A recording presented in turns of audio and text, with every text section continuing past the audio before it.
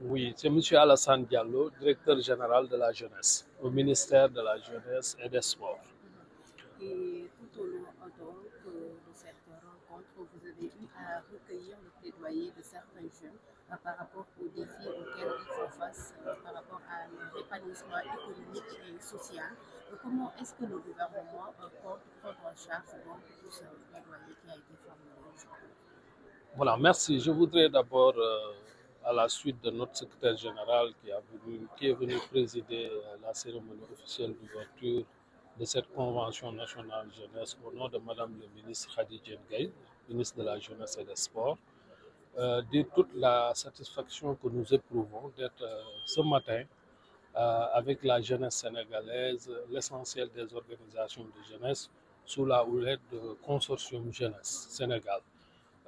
C'est une activité extrêmement importante à laquelle nous avons assisté ce matin parce qu'effectivement, ça couronne le travail d'un long processus qui a été entamé au niveau territorial jusqu'au niveau national.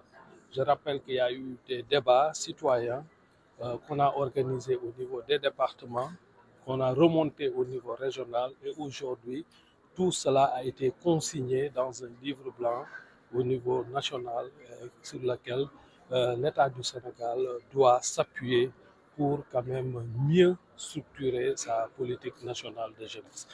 Plusieurs défis ont été soulevés par les jeunes qui ne sont pas quand même nouveaux, mais quand même qui nous ressentent davantage sur la nécessité d'inclure la jeunesse dans tout ce qu'il y a comme définition de politique publique. Les thématiques sont au nombre de 5, la formation et l'emploi, l'engagement citoyen, l'inclusion, les questions de genre. Sur toutes ces questions, les jeunes ont sorti quand même des défis importants sur lesquels ils souhaiteraient encore et encore davantage d'être associés dans la politique publique de jeunesse. Fort heureusement que les nouvelles autorités à la tête duquel il y a le président de la République, M. Bassirou Diomaye Diakhar Faye, et son premier ministre, Ousmane Sonko, qui, dans la stratégie nationale de développement, SND 25-29, ont mis la jeunesse au cœur des priorités.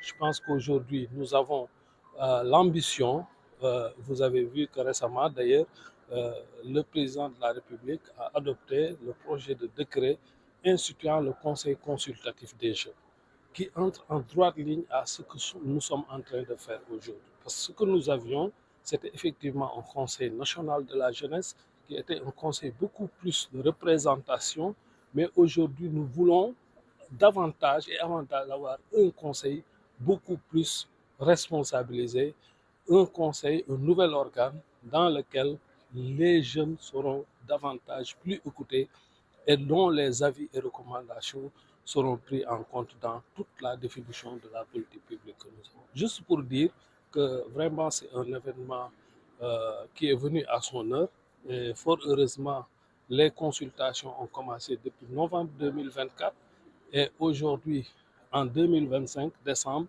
l'apothéose serait de signer cette convention.